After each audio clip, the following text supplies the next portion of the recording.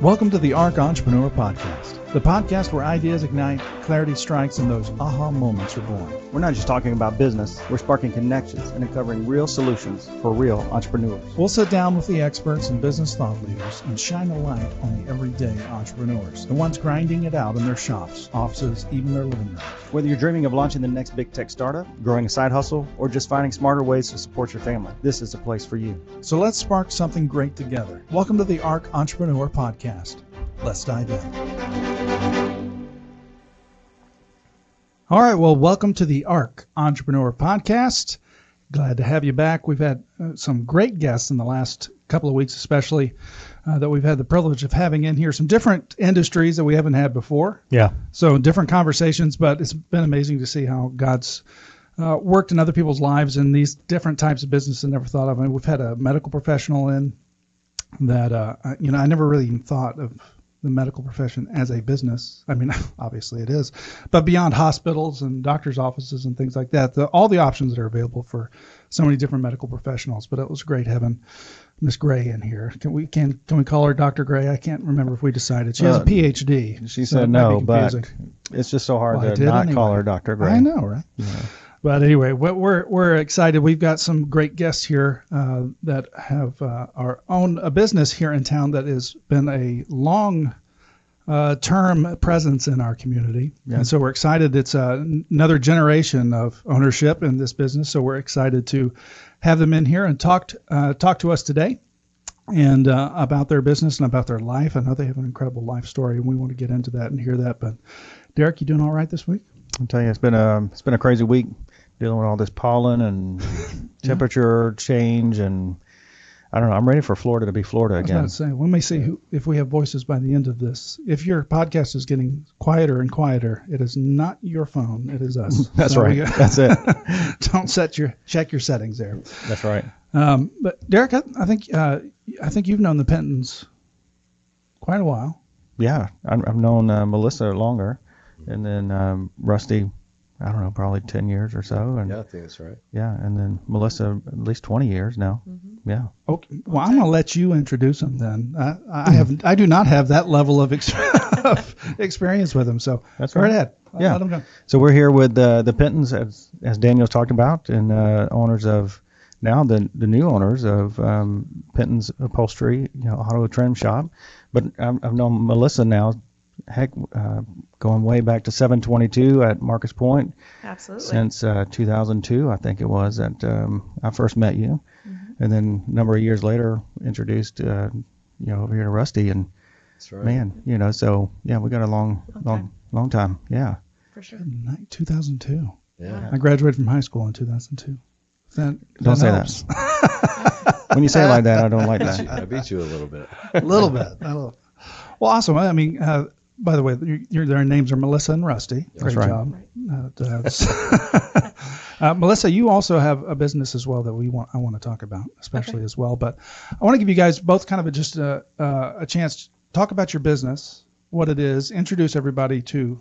I mean, Rusty, you can go first if you'd like to, and Melissa, I want to know what your businesses are. I want people to be familiar with it. So just tell us first of all what your businesses are, a little bit of history about the business. Yeah.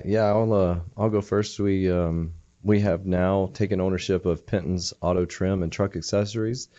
My grandpa started the business in 1964, and about the mid-90s he passed away. My dad had been working at the business since I don't know, I guess it was illegal, 8 years old, 12 years old, doing what kids do when their parents own a business. But and then in his mid-30s, like I said, in the mid-90s, he took ownership of the business, and then he officially retired the end of last year. And now, technically, Melissa and I are now the owners of the business, and I'm so thankful to have her help, obviously, in running the business. So that's Pentons in a nutshell. I'm sure we're going to dig into it. But, yeah, my wife, she's got a business and is doing very well in that, so.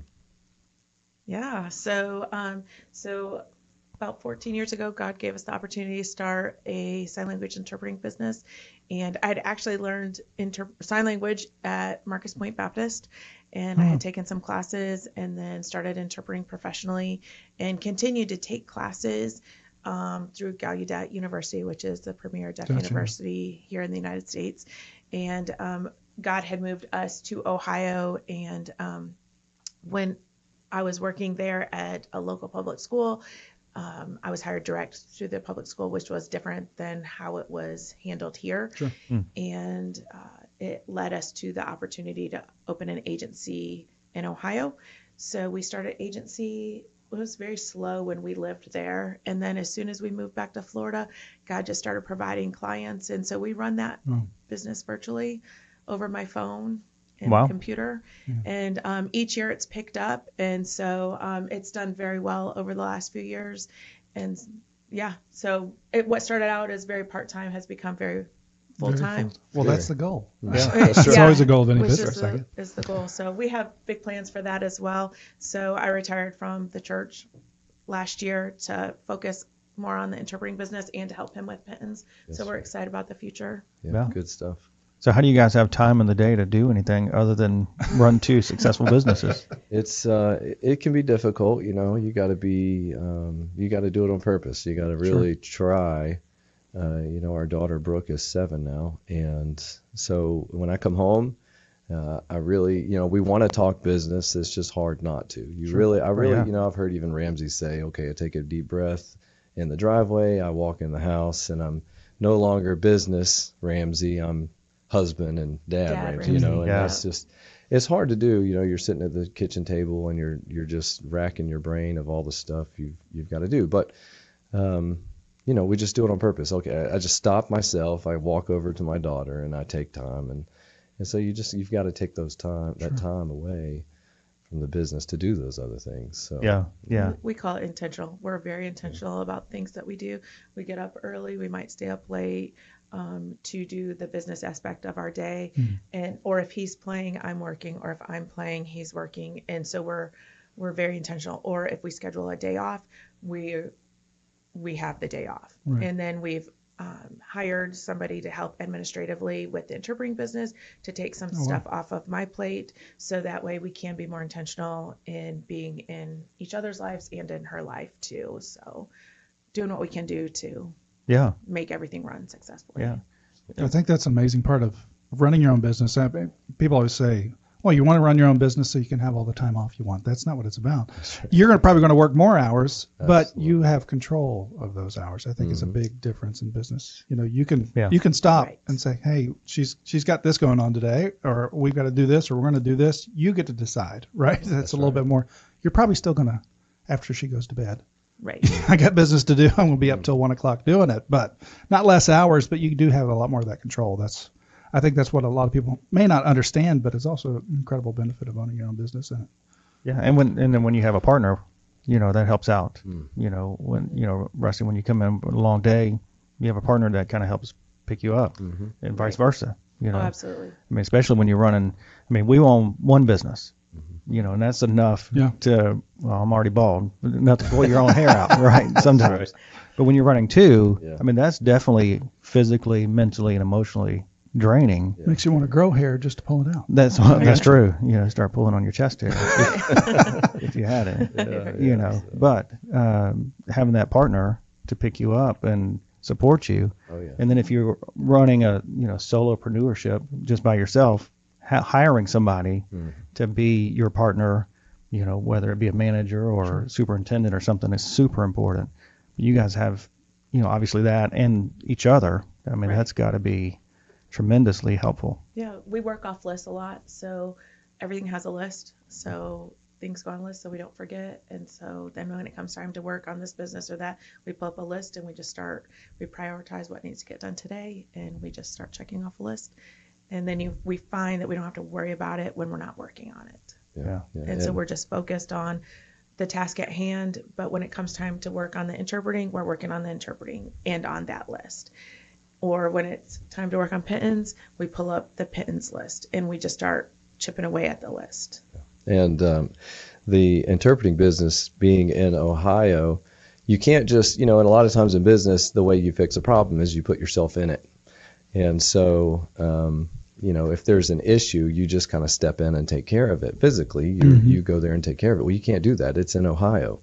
And so, this is really where Melissa comes in. So she finds the person that can take care of the problem. So, she feels the issue with other people. And so that is helpful, because if the business were here, she would be the one feeling that all the time, and it would take up even more time. So that's just a benefit to the business being in a different location, that particular business. So Yeah. Correct. You guys hit on two different points a second ago, Melissa. You said you use time blocking, which is a phenomenal process. A lot of people miss out on that. Time blocking is super important. You're putting your time in and moving on to something else. So you're not draining yourself just trying to drone on and on and on. Sometimes, you run a process through and it can keep you on task and helps that task get completed better. But sometimes being in a time block allows you to get more projects done and be more efficient.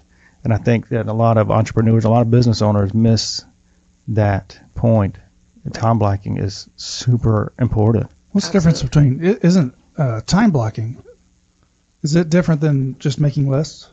Well, she talked about making a list and checking off a list. So Right. that was number two, coming down the list. And Jim Rohn talked about that a lot. He said he loves to make a list and just check off a list, and sometimes just make a list just so he can check stuff off. Right.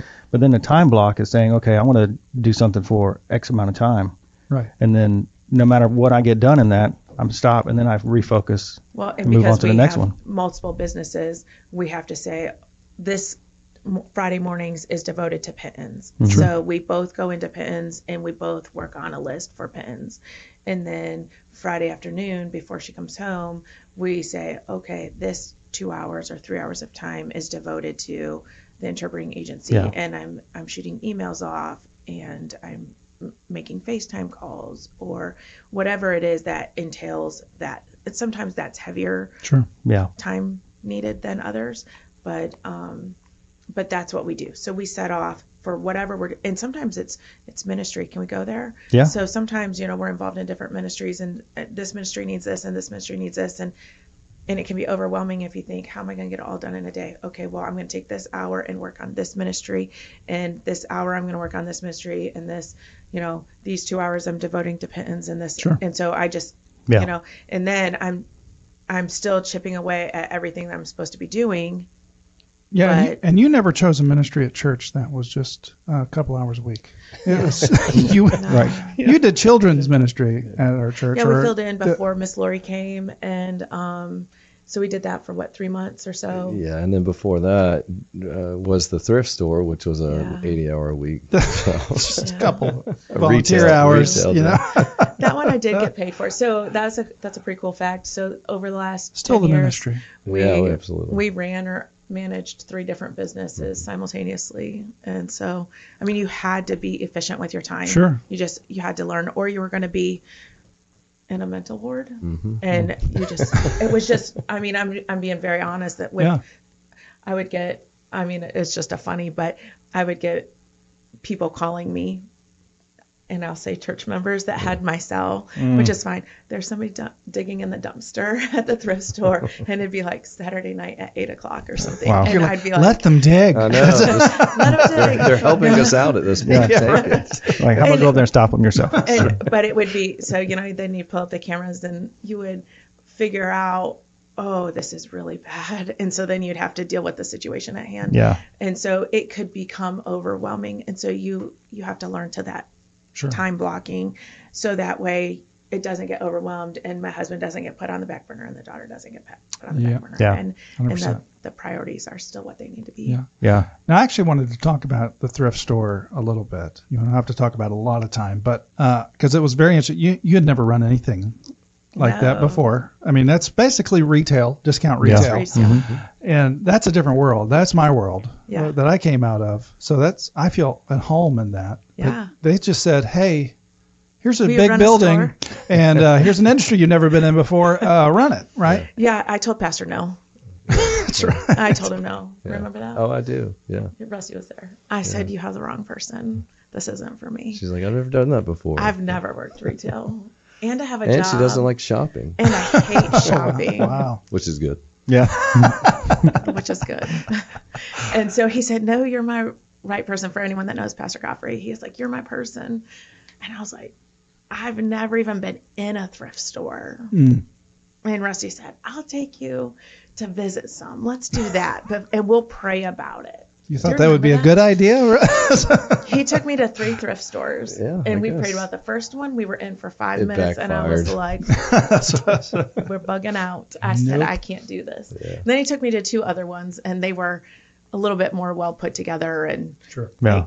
okay, I could come to work every day and not hate my life. Which and, that mentality she had of what, even a thrift store, you think of a chaotic thrift store, but she wasn't going to have that. Yeah. And so that's why she has had the Best of the Bay thrift store for several years now, Mhm. topping the community and doing just an excellent job with the work that she's did there. So Yeah. And in your time, it doubled in size, I think. Is yeah, that right? so the Or building more? went from 6,000 square feet to just under 12. And so, yeah. So, And expanding into new locations. yeah, so Absolutely. the Pace location's coming soon. Yeah. Wow. Wow. It's That's incredible stuff. I think a lot of people don't get into entrepreneurship or into a particular business sometimes because they think, well, I've never done that before, or they don't feel sure about it. But when they actually take that step in doing it, it's every part of our entrepreneurship. Most of it is I have no idea what I'm doing. You're trying to figure out how to do it. That's what entrepreneurship is a lot of times, Yeah. is just figuring it out. It's Fumbling your going way. around making those mistakes and finding what works and finding what doesn't. Yep. It really doesn't matter what you go into because, I think you've demonstrated it really doesn't matter what business you're in. You're going to be bringing the same kind of work to it. Right. You just got to figure out different solutions, different problems. Yeah, that's true. And I'll be honest, we'll say that we'll, whether it was the thrift store or the interpreting agency has pretty much just kind of ran itself for years, and we've put zero kind of effort into that until recently. Yeah. And then, but Pentons we're putting effort into, and so we are just taking what we know and trying to make it better. Sure. Yeah. And so, and that's just what we do. And that's what we've learned over time with business. And we listen to a lot of podcasts. And so one thing we heard early on was, something might be good, but you take that good and you break it to make it better. Sure. Yeah. And so we have done that off and on through the years. We did that at the thrift store, and we do that at Pentons. And these processes are good and they've served us well, but how can we just totally disrupt our life just to make it better? Yeah, sure. I'm not even sure if it's going to work. Yeah. We're going to try it. And Rusty, I wanted to ask you because you're kind of a legacy business. Your grandfather started this business. Your father ran it. There's a lot of people that in our community that are in the same situation, different industries, different businesses, and things like that. But they kind of step into it and they have to ask them those kind of questions. What do I do to change it to make it either my own or to make it better, without also saying, "Hey, Dad, I'm going to change everything you did because it wasn't that great." Yes. Right. You don't want to do. How did you come into? I know it's a weight for a lot of people if they inherit something or have a reputation of their family, but it's also a benefit that they want to take, and I want to do well by the reputation of our family. How do I make it better? How did you kind of navigate that? Because that's a big decision to take over the family business. What are you kind of doing to make it kind of your own, honor the legacy you have, and build on what they have? Yeah, great question. That's been fun. It's a blessing to be given this opportunity, first of all, and I do see it as a blessing, and I understand what I've been given. Sure. And the cool thing about it, you take a business that I can add a little bit of technology, I can add a little bit of social media and a website, and because of the work that my grandpa and my dad have done in this community, the business doubled, and it's so cool, and it's not because I'm a great website builder, Right. I'm a great social media person, because I'm not, but I've learned things along the way, and obviously now I have Melissa helping me, but yeah, my grandpa and my dad, I'll finish go to where my dad was. He was to the point of, he was in the phone book. And, the phone book was the place to be. Yeah. And he didn't spend money anywhere except for in the phone book. And then when the phone book went away, Now what? his advertising budget just went to zero. Yeah. So he didn't do anything else. He didn't necessarily have to because of the name that he had in the community Yeah. and the respect that he had in the community with the way he treats customers and the product that he gives Sure. and the service that customers receive. So when you add these things, I tell people all the time, okay, we put a website out. I came back on board about 8 years ago, and we put a website out, and honestly, the business went from this number to almost double the number just by being Sure. available online. Incredible. Protect your home with the best in the business. Duncan Custom Gutter and Coppercraft. From seamless gutters to stunning custom copper work, we deliver top quality craftsmanship that lasts. Say goodbye to leaks, clogs, and water damage with expert installation and repairs from local pros you can trust. Call Duncan Custom Gutter and Coppercraft 850-455-7246 or contact us at info@duncancustomgutter.com. Anything you want to add to that? Yeah, I mean, it was just bringing it to a newer generation is all he did. And but people still come in and say, I know Billy, which is his grandpa. Yeah, that's I great. know Darren. Yeah, that's great. And is Darren still working? I mean, we get that, I mean, almost daily. Yeah. And so it is fun. It's neat. And he's right. The legacy that they built, I mean, we're just trying to add to it. Yeah. Yeah, I mean, you just gotta, coming into, you see if somebody's given the opportunity to take a business to a third generation, if they have a will to do something with it, then they'll be successful. I actually kind of something I heard that I didn't like. I guess there is something out there floating around that says businesses die in the third generation. I actually heard this on a Ramsey show, and never had that thought in my mind, and now all of a sudden I do. Now you're thinking about it. So, but We're not letting that happen. we're not letting that happen. So we're on board. We're giving it everything we've got. We're wanting to grow. We want to take it to a place of not having to be there every day. We want to be able to work on the business all the time, but we don't want to necessarily have to be working the front counter, even though we love doing that. But we want to see it grow, and it's just a blessing to be able to do We that. have big thoughts. There you go. That's right. Big thoughts. Well, I think a lot of times that third generation, you're right, that's kind of a common principle that's been around. I think sometimes in businesses, by the time it gets to that third generation, they just take it for granted to an extent. It's always been here. No one's ever known anything else. It's just a income. I don't have to do anything for it. They don't have that impetus to, like you said, that there's that reputation and that weight and the honoring the legacy. It's not always passed down from generation to generation, Right. but you've got that mindset of being able to do that and bringing skill to it and hard work to it. And it's just about where God's brought you, the right mindset, the wisdom you have in doing it. And you're right. I think my dad didn't have a business. He's in the ministry. It's a different weight. But you're right. It's an absolute honor to be part of that kind of legacy. It's also a heavy weight. And it's, sometimes as growing up, you don't want it. And you go the opposite direction. That's You want to exactly- make your own name, or you just want to escape it. I did that for 10 years, just left the church, left everything before God brought me back, but brought me into the right mindset and that wisdom. Sometimes that third generation doesn't always make it. Right. They go out and they try to, hide and make their own name or whatever they want to do and never make it back. That's right. And, or they just don't accept God's grace. And it sometimes I think is what it is, because that's what I know kept me out of church and, out of my family for a long time was I wouldn't accept God's grace to come back and things like that. And how I've heard your testimony before, and I want you to share, and you guys can share whatever you'd like to on this. Yeah. I'd like you to share a little bit about that, kind of journey that, it's not just about business. God had to prepare you guys first, before this. And for all of us, I'd like you to tell us a little bit, whatever you'd like to, but what has God been doing in your lives that's brought you to this point? Because those aren't words of somebody that read it online. Those are words of someone who's learned it because God taught it to them. Yeah. Those are wisdom words. Yep. 100%. Do you know what I mean? Yeah. And so I'd like to hear where, what you guys what's God done? Where's He brought you in your lives? Yeah, no, I'd love to share. I guess I'll start. So obviously, I'll go way back to my parents were good parents. Obviously, they were great parents.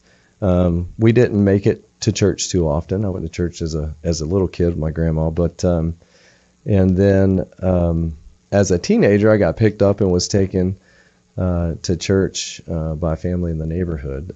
Cool. Pine Summit Baptist Church. They actually took me there, and Friends are important. oh, friends, Yeah. yeah. So just some high school The right friends. friends. Yeah, Right. yeah. I mean, I wish I would have stuck around those people, but I ended up going my own way and made poor decisions for a long time. Probably 12 years or more in total, but.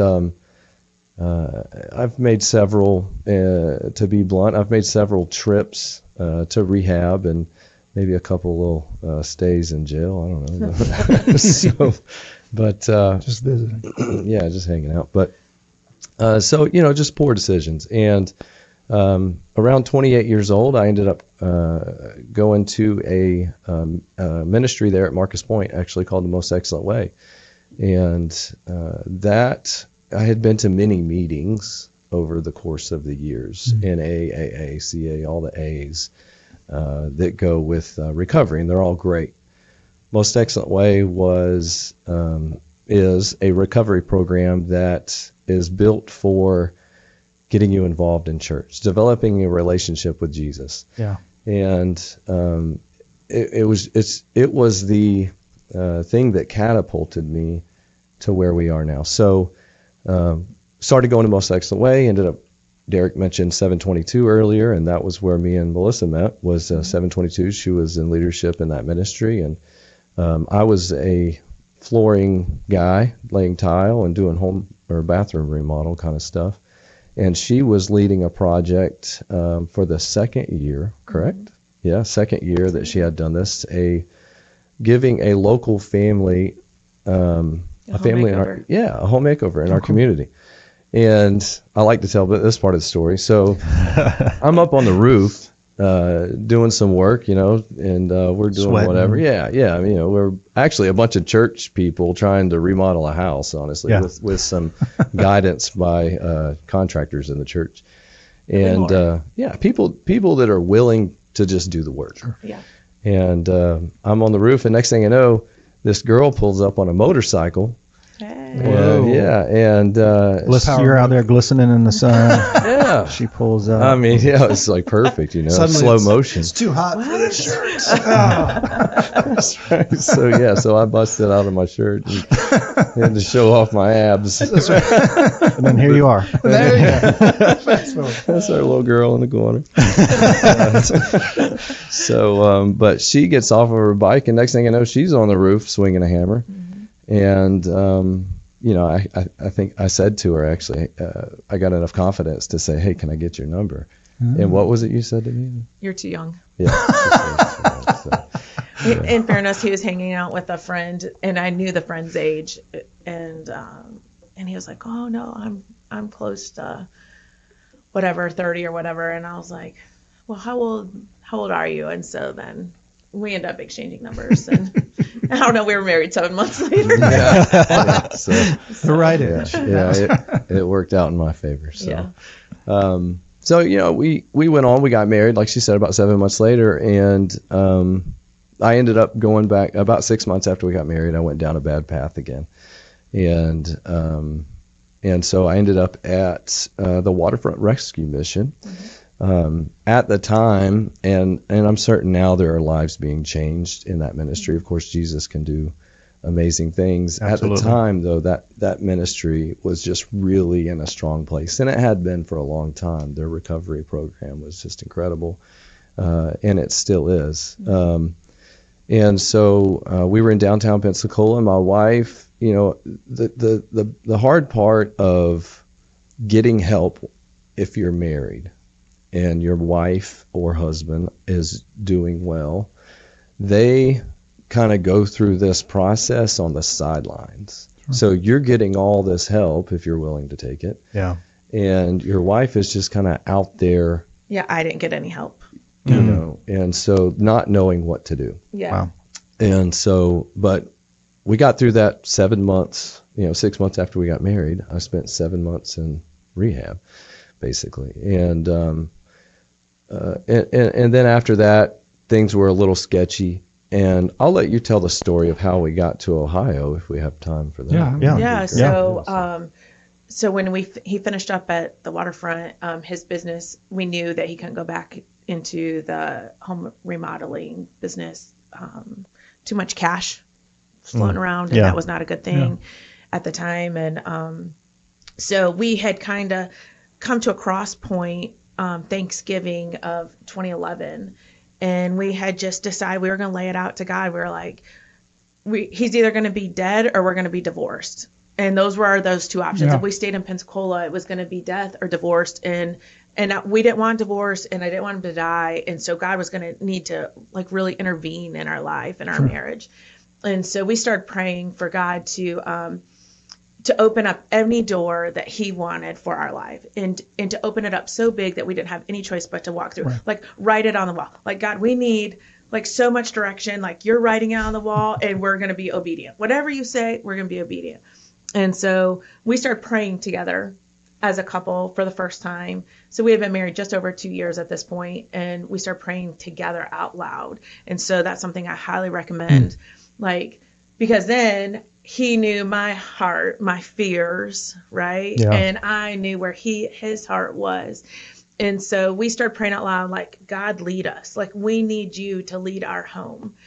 And then, so that was Thanksgiving. Christmas time came, and God took my job. Now he wasn't working, and so I was working, and God took my job, and I was mad. I was like, oh my goodness, I was crying. And he was like, Melissa, we're asking God to lead us. And if God is closing the doors to Pensacola, we need to move to Ohio.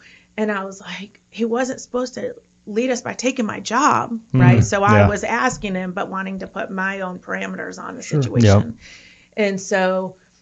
What was in Ohio? I'm sorry. Oh, I have family there. Okay, all right. So just family. And my siblings are all there. I don't think I've ever heard anybody just randomly say, if God's closing the door on Pensacola, we got to go to Ohio. Go to Ohio, right? Wow, that's terrible. You didn't know? Yeah. So, That's the place. You're there on purpose? Yeah, it's like 30 below in the winter. That's they great. got snow yesterday, let's be honest. Oh, wow. No. Northwest Ohio. Northwest Ohio. So anyway, so he was like, God said that, so we were literally driving back. It was Christmas. We were driving back to Florida from Ohio. And when that call came, and we were in Kentucky, I remember it like it was yesterday. And he said, well, if God's leading us, then we just need to be obedient. We've been asking for direction. We're going to be obedient. We're going to move to Ohio. I will interject a little bit because you're making me sound really spiritual at that time. So I was, I appreciate that. But I did say the words, but you probably didn't. You were want the to. one with the good head on your shoulders at the time. So. Yeah. Well, so I can remember he's driving. I hop online. I'm looking for interpreter jobs. Remember that? I looked for interpreter jobs. I do. Found that the school district was hiring interpreter jobs. I sent a quick email. They called within an hour. Wow. And said, we'd like to interview you. When are you going to be in town? And so we're driving back. And he said, tell him Martin Luther King weekend. I was like, well, they're going to be closed. It's a school. He said, tell him we'll get you there. And so we loaded up a U-Haul and moved 3 weeks later to Ohio. Wow, and they hired me on the spot. Well, to do like sub work, temp work, which ended up into a permanent work, which led to the agency being started. Yeah, that's a cool story. So. Yeah. So, but all of that, because we said yes to the hard, because he's born and raised in like, Pensacola, baby. This is home. This is home, and I hate Ohio. Let's be honest. I live in Florida for a reason. Right. Yeah. And so I was like, I'm never going back there. But yet God honored that obedience with giving us this business, that really allowed us to work ministry. Sure. Because ministry still, you work for the church because you love Jesus. Sure. Okay. Yeah. And so it allowed us to work for the church and still make ends meet, and be successful in life. It allowed us to supplement our income, all living back here in Ohio. So we were up there for 3 years before Pastor Godfrey called and offered him the job back That's right. at the church. Yeah. It's amazing. I know there's something unique about people's story then everybody goes through tough times.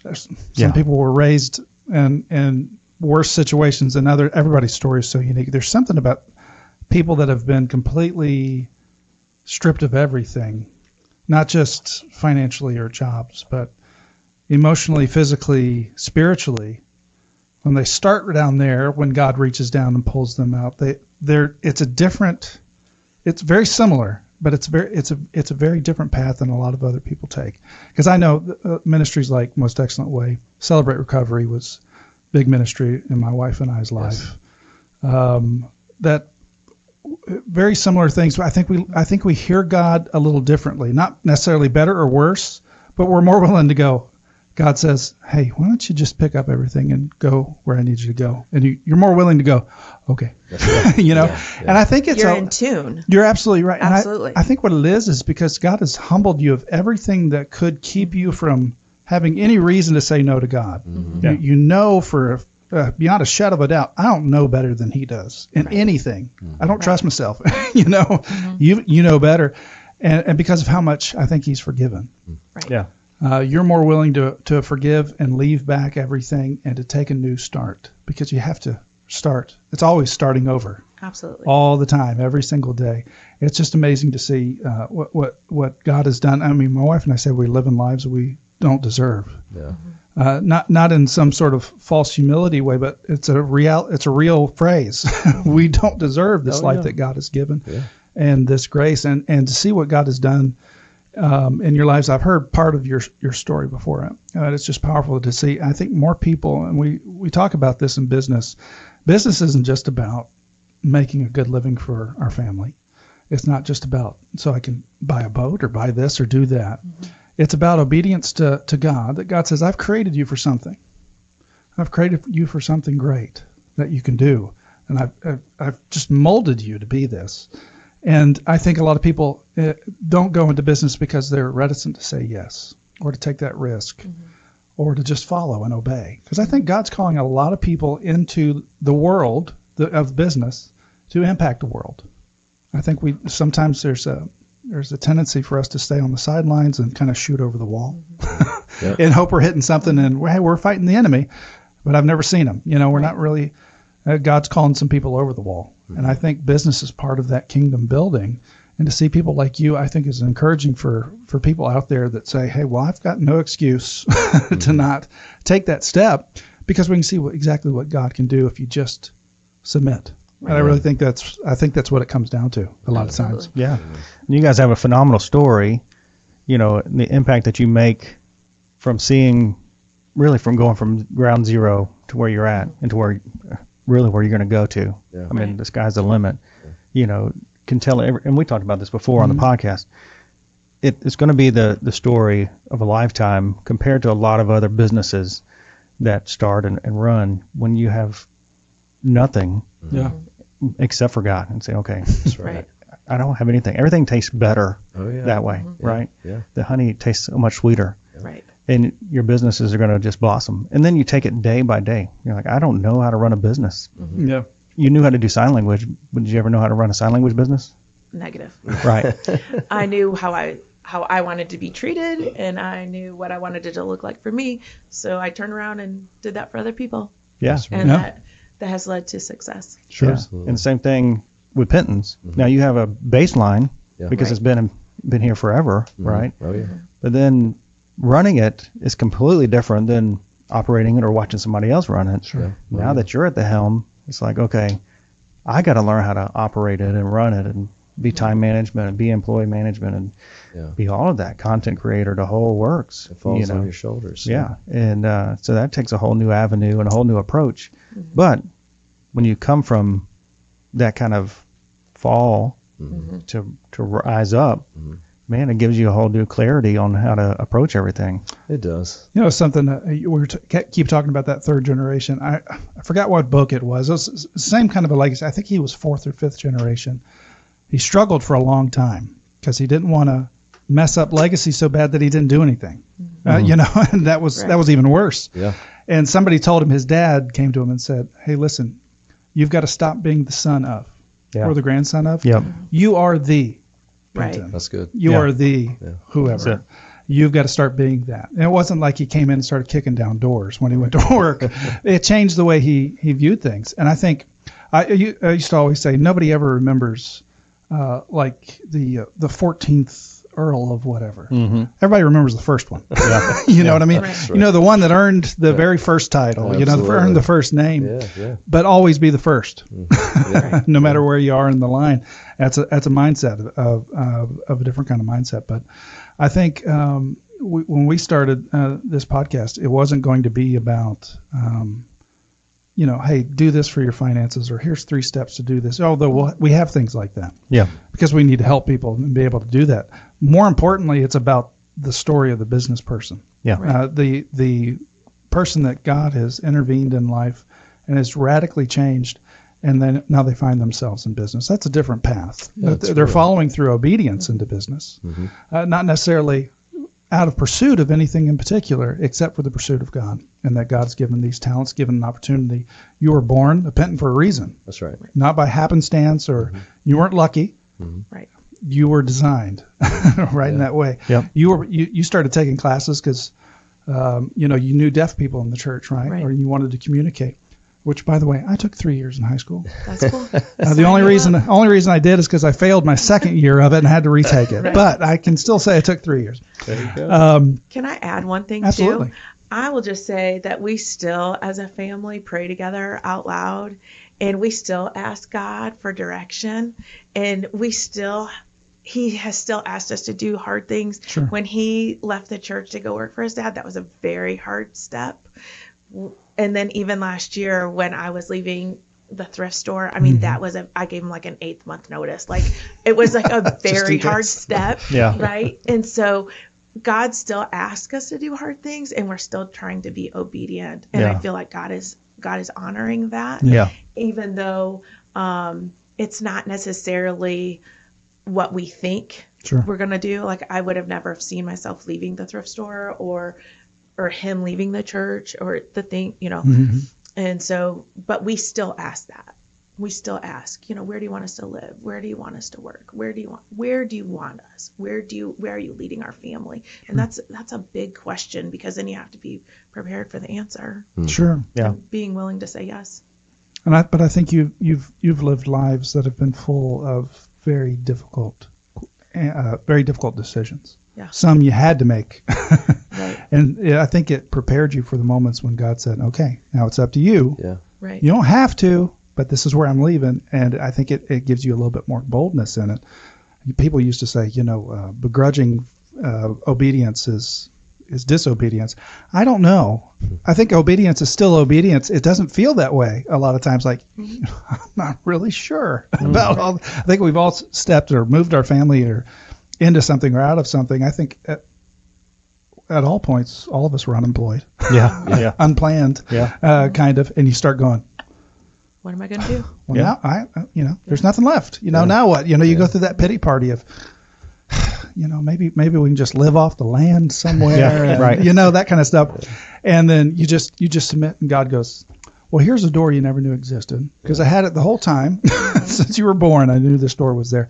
Just walk through it. That's all you got to do is just walk through it. And I think I see so many people fail time after time because God opens that door and they go, I don't know. I don't think so. I think I know better. And God goes, okay, well, we've still got some more lessons to learn here. I mean, God gave us this door for this gutter company. And I said, I got the text about it being up for sale. I said, nope. Not interested.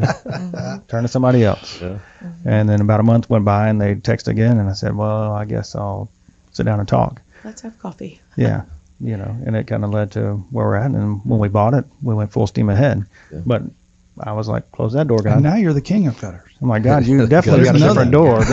You left that one cracked for somebody else. Yeah. Right. What's the next door for me? Because that was not it. Yeah. That's not for me. But sometimes God opens doors and sometimes he shoves you through an open window. Yeah. I think that's he pushed me right out the any kind airplane. of way. Yeah. If you're looking to buy, sell, or rent a home here in the Pensacola area, reach out to me, Daniel Callahan at ERA Old South Properties. If you're looking to buy or sell, I make the process smooth, stress-free, and as successful as possible. So whether it's your first home, your dream home, or if you're an investor looking for the property of your dreams that's going to make you the most amount of money, I'm your guy. So call me today at our office at 850-478-6363 or visit my website at danielcallahanrealestate.com. Well, let me ask you in the couple minutes we've got kind of left. I want you to speak to, and of course we've spoken about your businesses, but I want you to kind of, if you have just a short time to speak to somebody who maybe is going through things with God in their personal lives or family lives, and they're trying to make that kind of decision, or they're struggling with it. They're holding on to something, perhaps. They're not willing to let go. They're not willing to be fully obedient. They're not willing to take that hard step, making a lot of excuses. Well, I wasn't born like that person, or I didn't go through this, or I didn't do that. Of course, you can make that decision if you did this, right? We all kind of justify that. How would you speak to someone to prepare their hearts, to prepare their minds to do what God has for them to do, whether it be business or anything for that matter? What would you speak to them? Melissa's going to be better at answering this question, but I'll start off my little piece. And first it's just talking about it, and being honest. If you are struggling with an addiction or struggling with whatever you might be struggling with, you've got to find somebody that's making good choices that you can talk to, whether it be your wife or the right friend set, or maybe even just reaching out to people that's their field, is helping people. Sure. So get connected with somebody that will listen, somebody that will help, and then obviously it's your willingness to accept the help. Yeah, because so many times we've seen the frustration that comes with wanting to help someone who won't help themselves. Yeah, and so we just pray. But I'm sure Melissa can offer a bit more. This is really up her. I'm going to say peace. You've got to be willing to want the peace. And that's where I would speak to their heart. Like, when we let go and decided to let God lead, the peace that came with that was so incredible. And you have to desire that more than you desire anything else. We wanted God's peace in our life. So I didn't want him dead. I didn't want a divorce. I wanted God's peace in our life. I wanted a husband that was going to lead, and I wanted a fruitful family. And it meant letting go and letting God have control for us. And the peace that came with that was so incredible. It was bigger than any risk that I was holding on to. Sure. Anything that I was just clutching so hard. He stripped all that away. Wow. incredible. That's awesome. Yeah. We've I love kind of hearing those stories that when God does a work, it's undeniable. And when God makes a move, it's undeniable. I think we've all pointed to our points in our lives where that had to be God, and how often, the only thing I've ever looked back on in life is all the times I didn't listen when I heard, and I didn't follow, and I didn't obey. And I used to get in that miasma of the what ifs, or why did, or God, good night, why in the world, you know, over and over and over again.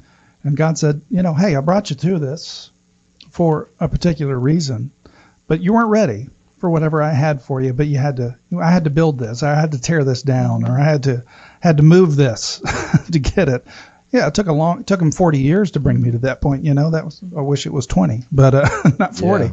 But God continues to use that. But to speak to exactly what you said is one of the main reasons we do this. The people you surround yourself with make all the difference in the world. Amen. You know what I mean?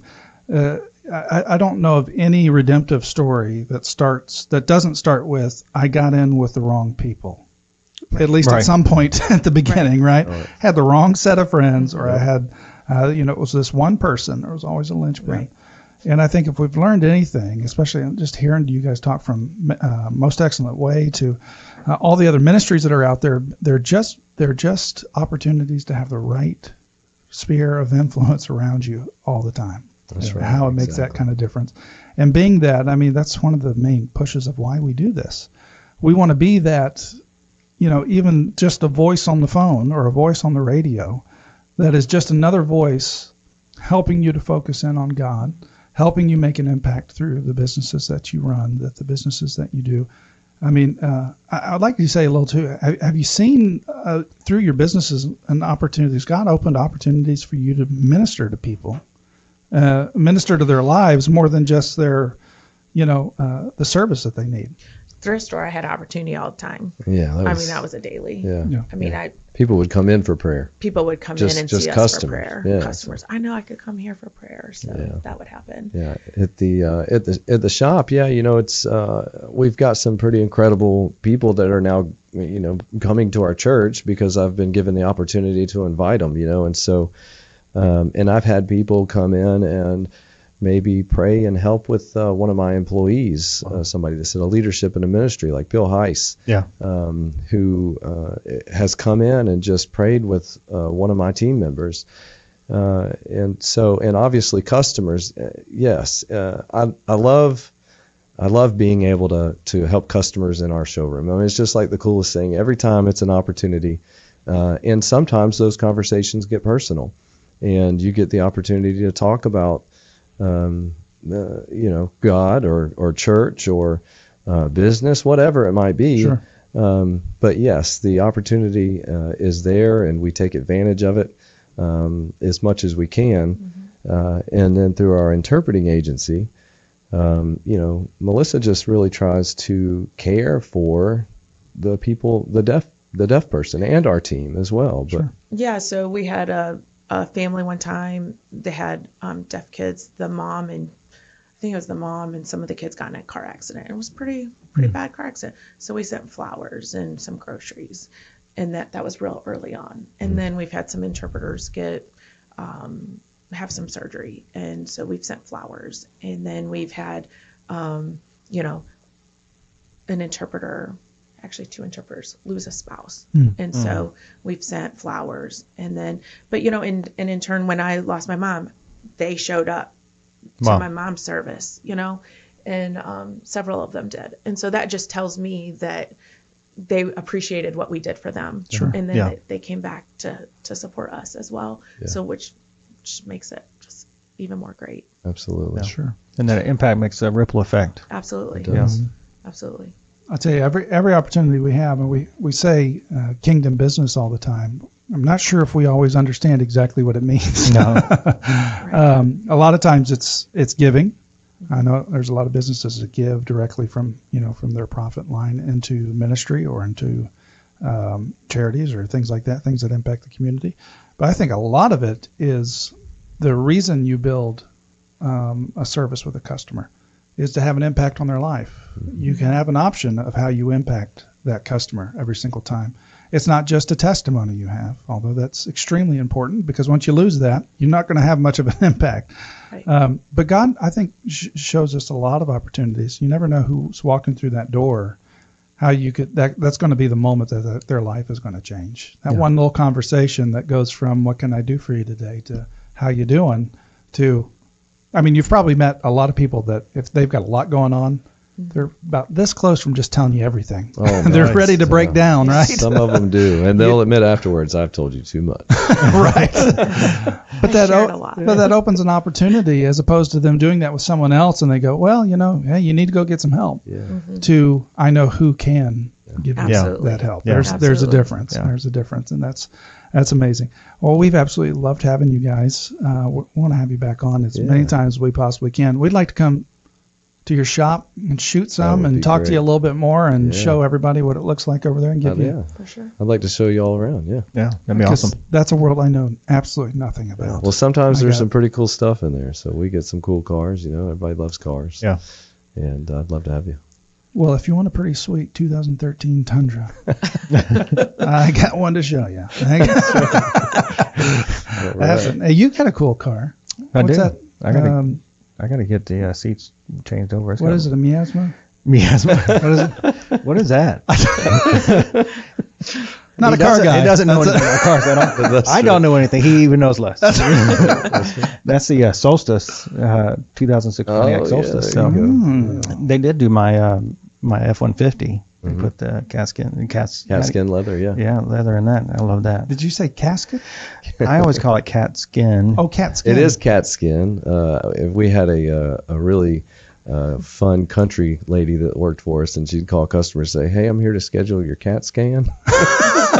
You got a cat skin. Well, see, at first I thought you said casket. And that's what I was trying to figure out. Okay, all That right. too. Well, some people do that. For my, what was that? It's not actually Avatar? cat skin, though, right? No, it's not really cat skin. It's cows.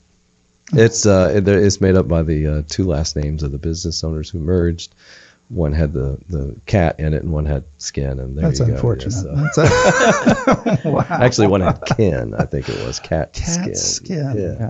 Well, And, yeah, look at it. it sells itself. And, I guess that's it.